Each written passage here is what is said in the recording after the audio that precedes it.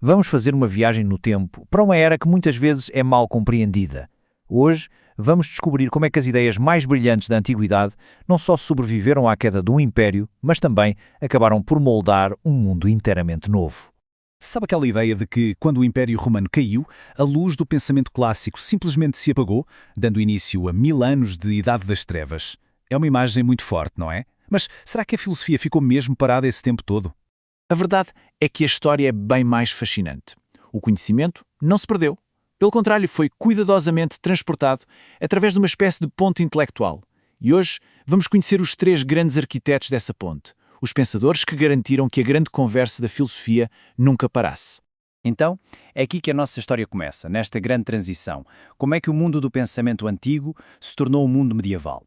Não foi uma ruptura de um dia para o outro, claro, foi uma passagem gradual e muito complexa. E este é o ponto-chave, não foi um simples copiar e colar. Os pensadores medievais não eram meros guardiões de museu. Eles eram participantes ativos neste diálogo com os textos antigos. Eles reinterpretaram, desafiaram e integraram essas ideias na sua própria visão do mundo.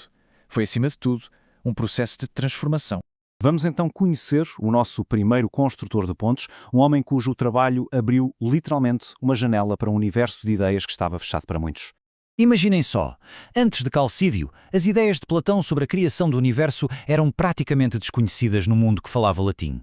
A sua tradução do diálogo Timeu mudou completamente o jogo. De repente, conceitos como a alma do mundo, os 4 elementos, a ordem do cosmos, tudo isso ficou disponível para uma geração inteira de novos pensadores. E é aqui que vemos essa transformação em ação.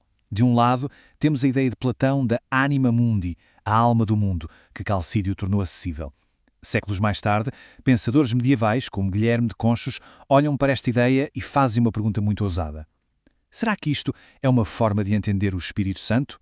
Esta tentativa de fundir a filosofia pagã com a teologia cristã, claro, gerou debates intensos e até algumas condenações. Mas não foi só isso. Outra ideia poderosíssima que Calcídio transmitiu foi a do ser humano como um microcosmos, um universo em miniatura.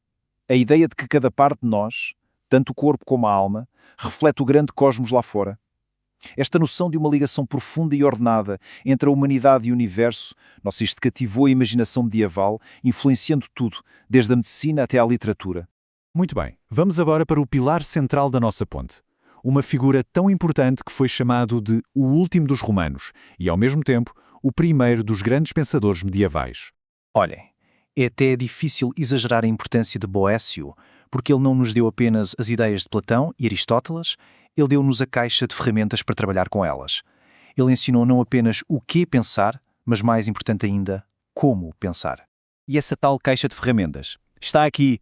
Boécio criou o método formal, quase um guia passo a passo para analisar qualquer texto.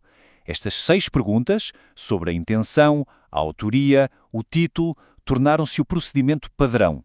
Foi uma verdadeira revolução que ensinou gerações a ler de forma crítica, estruturada e muito mais profunda. E para além do método, Boécio ofereceu definições com uma clareza e um poder imensos. Vejam esta definição de eternidade. Não é apenas sobre tempo sem fim.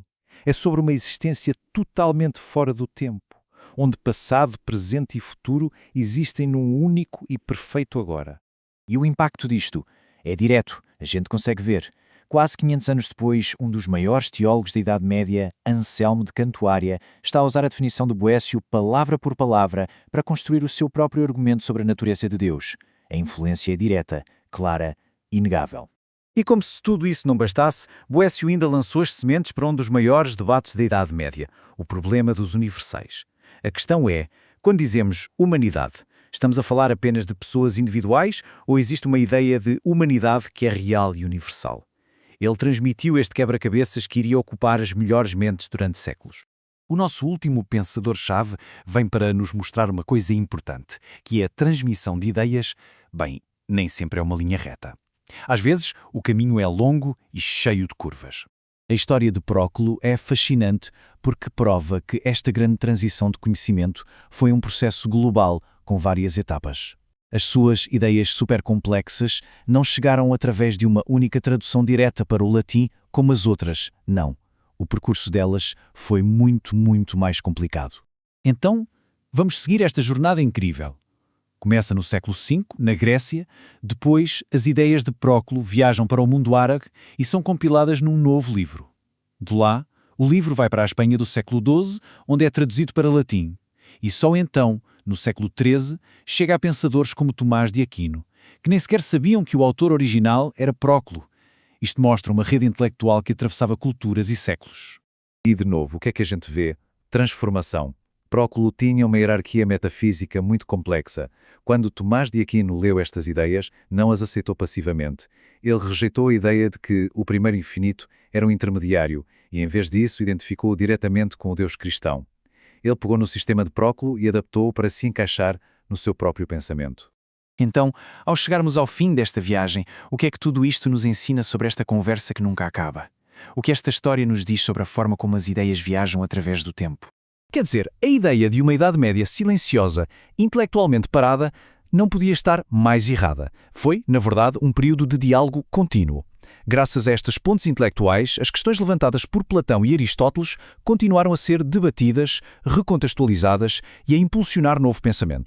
Portanto, para resumir a história toda, o que fica, primeiro, que a Idade das Trevas intelectual é um mito. Foi, na verdade, uma era de transmissão muito ativa. Segundo, que esse processo foi criativo, uma transformação, não uma simples cópia. E, por fim, que sem as pontes construídas por Calcídio, Boécio e Próclo, todo o cenário intelectual da Europa teria sido radicalmente diferente. E tudo isto nos leva a uma última reflexão. Assim como os pensadores medievais dialogaram com os seus antepassados, nós também fazemos isso hoje. Que conceitos antigos, seja de justiça, de democracia, da natureza, da realidade, estamos nós agora a reinterpretar e a transformar para se encaixarem no nosso tempo? A conversa, ao que parece, realmente continua.